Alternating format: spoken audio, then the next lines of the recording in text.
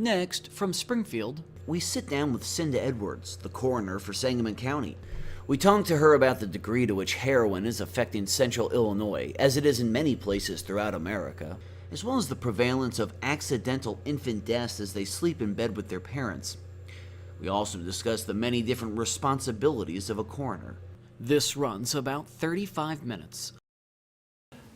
Cinda Edwards, great to have you back on the Illinois Channel. It's been a while since we had a chance to talk with you. Thanks. Good to talk with you. Over the recent history, a lot of people, we become increasingly aware of a trend that is a bad trend in our society, and it's this influx of heroin and opioids. And we are curious to talk to you about what are you seeing. You are the coroner for Sangamon County here in central Illinois. The Springfield is part of Sangamon County.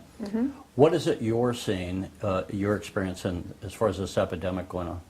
Well, when I first became coroner, it caught my eye because, of course, coming from the nursing field and working in a physician's office, walk-in facility plus primary care, we saw a lot of people seeking medications. But then when I became the coroner and I was out on the streets, you know, you actually see what's happening with these drugs and the diversion that's going out there. So, you know, opiates have been popular probably for centuries. I think probably in the last 10 years the prescription opiates had been going up, and then there was the whole controversy with OxyContin, who, when they put that out, they put out a big sales push to the physicians that it wasn't addictive, and it ended up being the most addictive prescription opiate around. So there's a lot of people that get started on opiates by prescription due to post-surgical, post-injury, and a lot of there's a fair amount of those people that they don't get addicted, but there's some people that it seems to hit the trigger for them, and off they go on to addiction, and so most of the opiates, prescription opiates, have Tylenol mixed with them, and so even, you know, if you have to take more and more and more prescriptions to feed your addiction, everyone knows that if you take too much Tylenol, you can damage your liver. So due to maybe that thought, cost of the prescriptions, you know, if you can't get the doctor to prescribe them, then you go out and buy them on the street. They're expensive. People end up turning to heroin, which is an opiate. What age brackets are we seeing? Well, it's interesting you say that because I did a spreadsheet on just opioid deaths from 2014 and May of 2017 is when we did it, and it was all over the board is age. Predominantly Caucasians. And then the ages anywhere from teenagers to people in around 60. So it was quite interesting. We did a spreadsheet, and I'll give you a copy of education level and age and ethnicity. So, and then we have the different opiates listed, which sometimes people, their overdose will be a mixed bag of drugs together. You know, not just simply heroin, but maybe heroin, methamphetamine, cocaine, you know. So, you know, I try to pick out the one, for the main offender, I call it, I try to pick out the one at the highest level. As people become addicted inadvertently through medicine that was prescribed, is the heroin then the fill-in drug after, because it's cheaper, because it still gives them their opiate? Yeah, and they may need more opiate as they go along, and the prescription medications aren't cutting it, or they're too expensive, like I said, or they have Tylenol in them, they can't take enough. So if you go to heroin, I mean, we all know heroin's not made in an FDA-approved laboratory. So you don't know what you're getting. And recently, you know, we've heard that there's been fentanyl, carfentanil acetylfentanyl, all these fentanyls mixed in with the heroin. And so that makes it even more lethal, especially the carfentanyl. That's the one that's used on large mammals in zoos. So, Who are we to blame? I mean, is anything being done to address this? I think there's certainly the doctors educating the physicians, and I think that's been done. It's more and more. Are they cutting down now? I think so. I'd have to get a statistic, from the pharmacy companies on, or from the drugstores on, if they see the numbers of the hydrocodones and the prescription opiates going down. But it's more difficult for physicians to prescribe because they have changed the level of the drug category so that you have to have a written prescription. It can't be just called in. So it has to be a written prescription, and they can't put refills on it. So every time you get it filled, you have to get a written prescription from your physician, which it makes it more difficult for somebody to call in and pretend you're from the physician's office and call in a prescription for. Which I imagine used to happen, right? Yeah, yeah. When you, of course, as a coroner, you're dealing with people who die from. What's killing them? Is it the prescription drugs? Or is it predominantly the heroin? Well, we have a really mixed bag of opiates. I want to say when I did this, I had fentanyl, morphine, methadone, hydrocodone, oxycodone, and then this was all heroin. So I would say heroin probably was the primary offender. And then this year is when in the Sangamon County area where we started seeing these synthetic fentanyls, the designer fentanyls. And a fentanyl is again kind of a chemical fentanyl is version of an opiate. Synthetic. It's a synthetic opiate or morphine. It's synthetic, and it's very strong. It comes in patches, and it's usually used for people that are like at end of life. Who are suffering a lot of pain, maybe they're dying of cancer or something. Right, exactly. So, they've changed those, they have a reservoir, and people would slit the reservoir and scoop out, it's supposed to be a time release thing, and just scoop it out or smoke them or eat them or, unbelievable. And that's highly dangerous. Oh, yeah. And so now they're seeming to mix these fentanyls where I hear are imported maybe from China and maybe mixed in with the heroin. I think these are being shipped in via the mails or just delivery services, yeah, right? And then maybe even mixed with the heroin down in Mexico. I don't know. From what I hear, and as you say, these are not FDA-approved drugs. Exactly. So when a family says, I think it was a bad batch, I'm like, yeah, every batch of heroin is bad because you have no idea how much heroin is in it or whatever is in it. Some guy in a back alley is following their own recipe, and you don't know what they're doing. There, for a long time, we were having a substance called levamisol that was being mixed in heroin, and what it is a dewormer used in cattle. Well, the reason they would put it in the heroin to make it look like more, and it was odorless and colorless and non-detectable. But what it would do, it would cause necrosis of the vein, and the addicts would get these horrible sores everywhere because the vein and the tissue would die around where they injected, and it was awful, Has the number of deaths in recent years been increasing, or has it held steady? Well, okay, so I have statistics from 2012 on forward, and so in 2012 we had 29 opiate-related deaths. In 2013 it went down. It was a good year, only 14. And then in 2014 it went up to 32. 2015, 41. 2016 got a little bit better.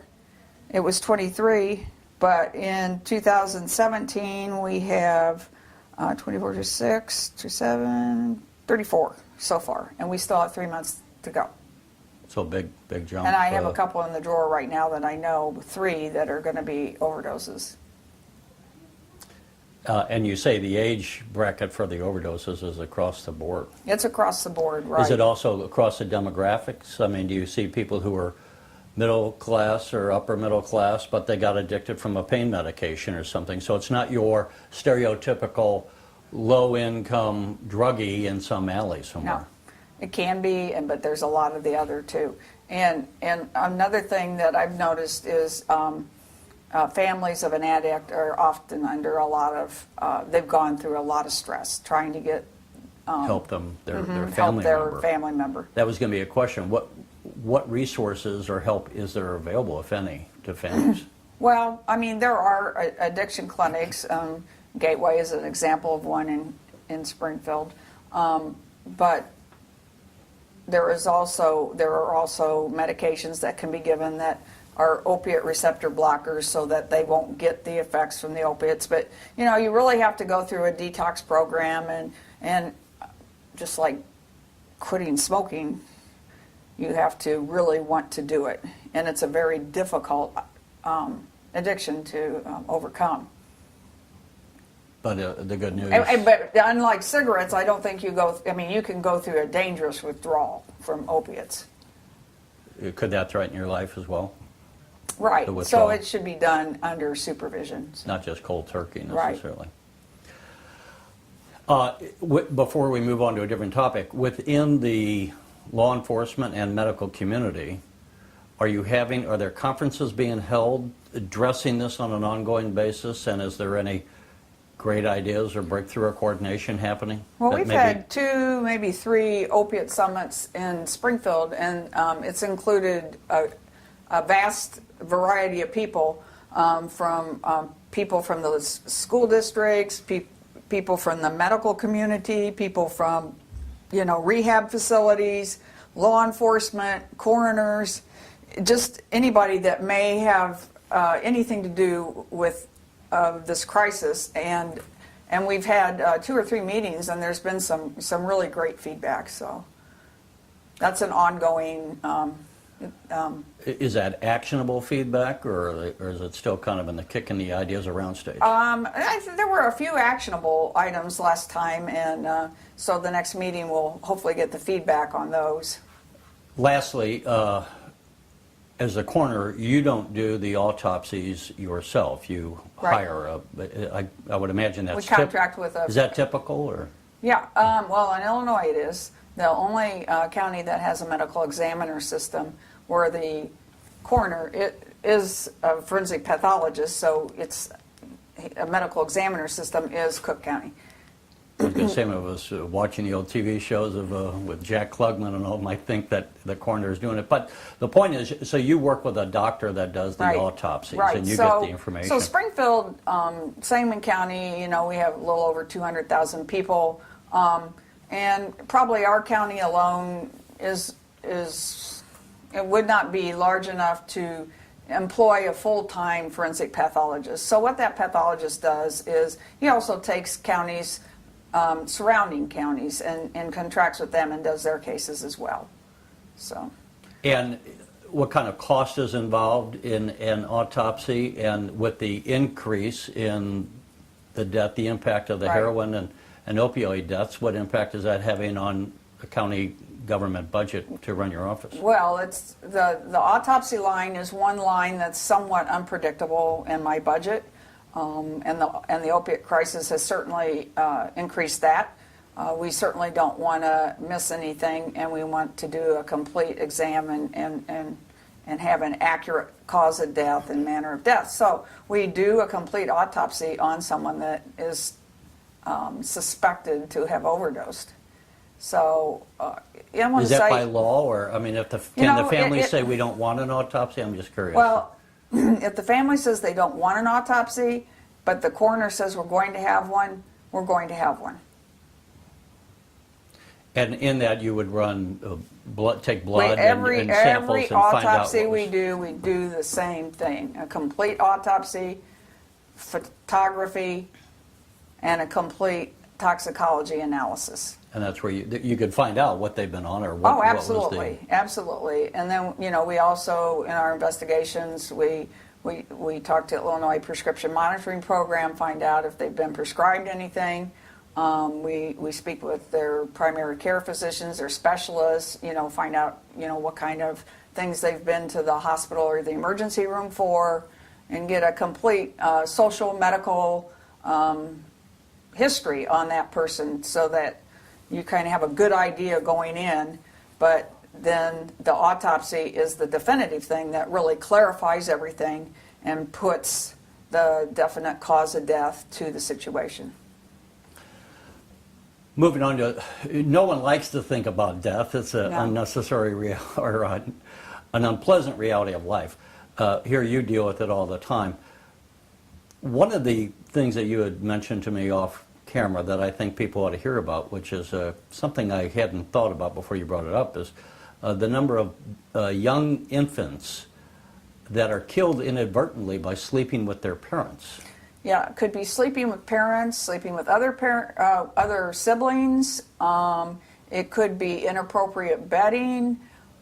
There's a variety of things, but it's usually death by asphyxiation. So a baby doesn't have good control of their head, and if they get in a situation, they can't get themselves out of it. So whether it be smothered up against somebody's body, up against a pillow, you know, we've had ones where the baby was sleeping with an adult on the couch, and the adult fell asleep, and the baby got wedged between the pillow and the adult. I mean, they're very tragic cases, and they're very, I mean, you can imagine for a parent, they're just awful.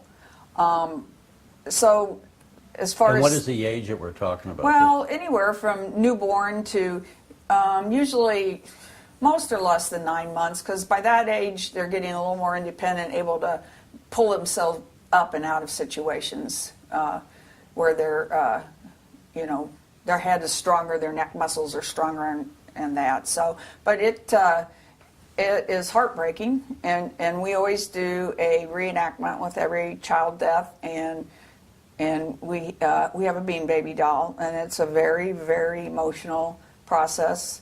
I hate doing it, but it's necessary, and so we'll have the parents show us exactly what the bedding was, where the baby was placed last to be known alive, and then where they found the baby in what position. So, what's the value of that reenactment? it is just clarifying the circumstances surrounding the death. And a lot of times you get that aha moment, you know, well, I see exactly what happened. And it's usually... And if they have another child, they'll, well, you know Yeah. what I mean? They know what not to do, obviously. Right.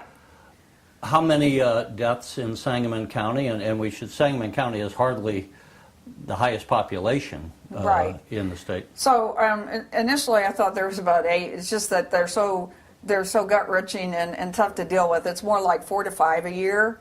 But I sit on the child death review team, and our team covers multiple counties. And every one of us on the child death review team is like, okay, another baby asphyxiation, you know. And it really, like 3 years ago, we started driving it home. You know? Well, and in Cook County would be obviously a lot higher because of the density of the population. Right, but Cook with County is... 102 counties, if you only had 5 a year, that's over 500 babies that die. Yeah, it's a lot.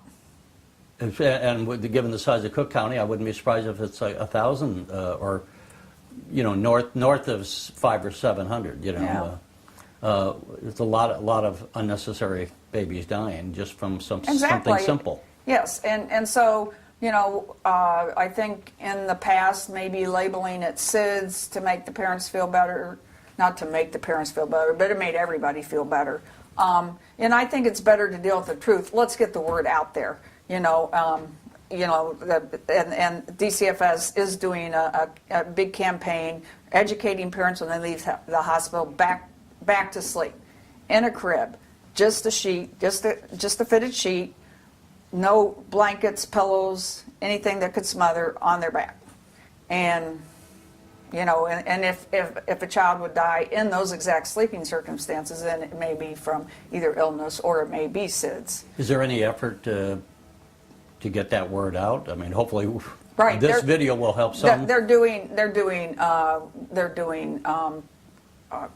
Well, the hospitals are giving the parents the information. Pediatricians are giving the information. DCFS has a campaign, the Back to Sleep. There's billboards. So, and oftentimes, parents are, when you have a newborn, you're sleep deprived. So, you may sleep more heavily, roll over on the baby, and inadvertently. Or even if you've had a drink, you may sleep more soundly. So,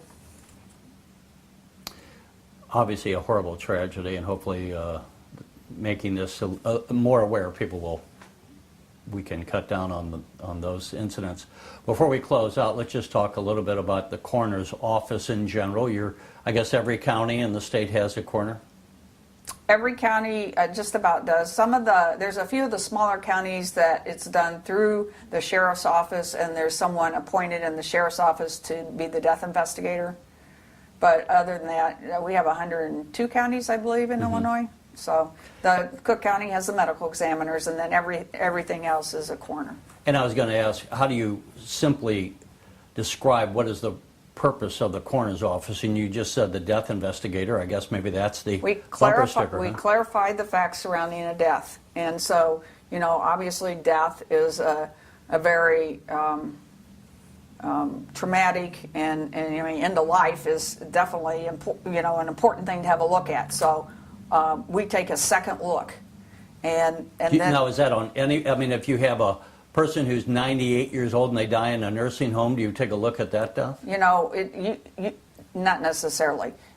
Anyone that dies at home and they're not under home hospice, we go and investigate. That doesn't mean there's going to be an autopsy. We look for any signs of abuse, neglect, injury, foul play, anything like that. And if there's natural disease, we'll call their doctor, talk to them, and but we take pictures to document the absence of injury and get a complete medical history on the person. So anybody that dies in their residence, as I said, and is not under hospice, anybody that dies in the emergency room, we go and just clarify the facts surrounding that. How many investigators or staff would you have, and is it enough? Well, I have 2 full-time death investigators, and I have a secretary. And then I have probably 10 to 12 part-time deputies that work in the evenings and weekends. But of course, they must call me whenever they're going on a case and discuss the case with me, and I help them with the decision. But they're usually my eyes and ears on the case. And so if someone gets killed on Highway 55, do you go out to the accident scene, or? Unless the victim is transported to the emergency room and then passes away at the emergency room. We may go back if it's a unique circumstance, and we'll talk to on the interstate, it's going to be the state police doing the investigation. So we might talk to them. We may go back and take a look at the scene. But as far as the accident part goes, we usually rely on the police agency, because they do the accident reconstruction and all that. Now, families might say, what's the point of that? They got killed in an accident. Yeah, it is a point, because some accidents, somebody may have a medical event that causes the accident, and they don't actually die from the injuries. It could have been a stroke while they were driving. Exactly. We just clarify this. It's not possible to be driving down the road and somebody shoots through the window, and the crash, you can't tell there was a shot. That would be very rare, but it just erases any sort of foul play theory. And I think for the money that we spend clarifying that, making sure the family they have all the answers they're seeking, is well worth the money than there being maybe a murder conspiracy later on, or lawyers involved, because the $1,500 that we spend on a autopsy, you know, I don't know what a lawyer's fee are, but if you get lawyers involved, your $1,500 isn't going to last long. So, And the other thing is, to what extent, one, does the information you gather, you say here's how many babies have died, here's how many people have died from opioids, do you classify every death, and once you gather those statistics, do they just stay here in Sangamon County, or is there a national No. database that's built? there's IVRS is what we put our statistics into. That's what we put our death certificates into, and they derive statistics every year for state level from what we put as the cause and manner of death. So they do generate reports from that. I also am always in fairly good contact with the local police departments and the DEA as to what we're finding on our toxicology reports and how things are going there. Another thing that we do is if we go to a home death and there are controlled substances in the home that belong to the person that passed away, we take those drugs from the home so they cannot be redistributed or misused. We have a locked cabinet. We count them, lock them, and then the DEA has every 6 months they do a drug roundup and they take them and they're incinerated. So interesting, because that now is another thing that would not have occurred to me. We've had Mothers Against Drunk Driving for a long time. How are we doing on drunk driving? And that would be another reason why you would investigate an accident, right? It might be that the person was inebriated. right. So we have every accident we have a form we have to fill out for the state called an SR8, and on there, if we do if it's the driver, we put down what their blood alcohol is. Interestingly enough, I'm not sure that the laws have quite caught up with medical marijuana.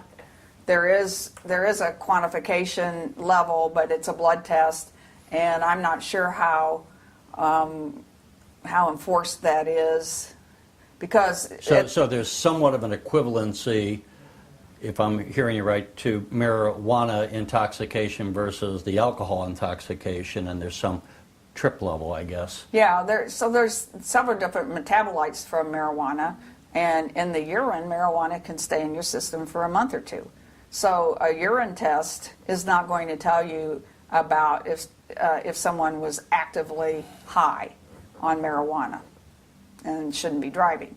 So I think it's the delta carboxy THC is the ingredient that usually disappears within 1 to 2 hours of ingesting marijuana. So, I think we've established a state level, but as far as the police taking you to get the blood, it's a blood draw, and all that. I'm not sure how that's going, but I have a sense that things need to catch up with medical marijuana laws. And as we close out, in so many offices, there's like a wish list of things. If you could change things, if you could implement some changes, I don't know if you have any that you are on your wish list to change. Sometimes you can't get the attention of either the legislature or the governor, whoever it might be, to make some changes that would improve the functioning of coroner's offices, or just perhaps getting rid of some of the problems that are faced in society. Right. Is there anything that comes to mind from your experience? Well, I think there's been a national movement to unify the process that coroner's offices go through nationally, because every coroner's office operates a little bit differently, and so there are no qualifications put in place that you have to be a coroner. You just have to get one more vote than your opponent. Are they all elected? Yeah. Mm-hmm. Well, the medical examiner is appointed in Chicago's appointed by the So you could have a Cook used County car Board. salesman run for coroner? If he can convince the voters that he'd be the best option.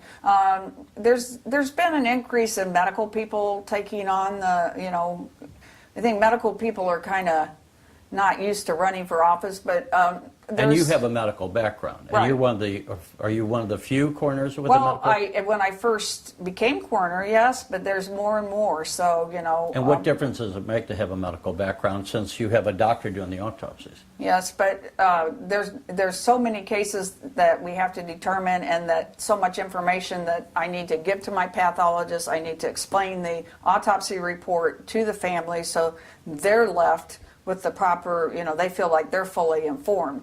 And then when I make a decision whether to do an autopsy or not, I can understand they have these risk factors. I look at their past medical history, and I can say with a certain amount of reasonable doubt. I mean, I'm sure it's natural, and I can say with a reasonable amount of certainty that it's probably maybe cardiovascular related. So. I think that takes some medical background to be able to determine Are you that. arguing that coroners should, this is a good thing should have some kind of medical background and not just have anyone serve? I don't want to say, I'm just saying that I think a medical background is helpful. There are the types of people that usually are vocations that usually are in coroners' offices are law enforcement, medical people, and in a lot of the smaller counties, it's funeral home directors. So, I don't want to say, there's some very good, very, very good coroners in those other vocations. So I don't want to belittle them, but I think just a unification of a process to go through, some criteria to the ABMDI certification, I think, is good. It's American Board of Medical Legal Death Investigation. And it kind of outlines a death investigation, properly done death investigation, all the steps you need to go through. And lastly, there's conferences. It's seemingly in almost any field. Are there conferences for coroners where you can learn from your counterparts? Right. And that's a great thing. You can go back for. We have Illinois conferences where it's just the Illinois, and then there's national conferences. Usually the national conference is out in Las Vegas, so everybody rolls their eyes. But oh my gosh, poor Clark County out there. With the recent shootings. 59 deceased. I can't imagine it. I've been out to that coroner's office a couple of times, and it's a very good coroner's office because, as you can imagine, in Las Vegas they need to have things down. And I guess in a mass death episode like that, you're going to do an autopsy, I suppose, on all of them to understand all of the 59. cause. You probably have to just bring in people from out of the area too. Though I don't know if they do or not. Or if they just pace it and they're going to do so many a day and get through them. I'm not sure how they're handling that. Obviously you're going to have a deadline of sorts to get the families looking to have a funeral, Oh, exactly. And that's one thing. You don't want to hold the families up with having a funeral, but you do want to clarify exactly what happened. And in Illinois, we have mutual aid agreements signed between a lot of the coroners. So if we have a mass casualty situation, I'm going to have coroners from other counties. They're going to send their staff up, and they're going to help me. And that's so valuable. Because when you have a mass casualty. And the last thing, there's so many aspects of this job, and it's an office we so seldom hear about, but you have an impact, as we've already discussed, on fighting ongoing addiction, the baby deaths, and as we're talking here, also working with law enforcement and going to trial, because a lot of times the evidence that you're gathering, if it is ruled a homicide, is going to be critical to a trial. Yeah, and most assuredly, the forensic pathologist is going to be called to trial. But from the time the incident occurs to somebody going to trial, it's usually 4 to 5 years. By the time there's, and then some of the cases actually, there's a plea agreement, so they don't end up going to trial. But you sure want to have everything right and everything documented in case it does go to trial, so justice can be served. And the last thing, and this might sound, in this digital age, what are we doing with the records, which might include X-rays? Do you X-ray the bodies? We do in certain cases. That could show abuse, perhaps. Oh yeah, right? All children are X-rayed head to toe to look for old healing fractures, acute fractures, signs of old abuse. Anybody that's had a shooting or a stab wounds is x-rayed. Anybody that's been in a fire, because you can't say how well they're charred, but is there a bullet in there, that's going to show up on x-ray. Anybody that is decomposed, we can't really, we'll take x-rays to make sure there's no broken bones or, the skull wasn't crushed in before or they died or whatever. So not every case gets x-rays, but those cases And always all of do. those records, how do we preserve them? And so they're kept, the ones on film are here in our evidence room. The hospitals obviously have gone to disc, so from here on out, we're going to be going with a disc system, so it'll be on a disc, and the hospital will probably hold a copy, and then we have a copy in the chart for the decedent. Well, Cinda Edwards, we've already taken more time than I expected, but we appreciate you sharing your thoughts with us. Okay, thanks, Terry. Thank you.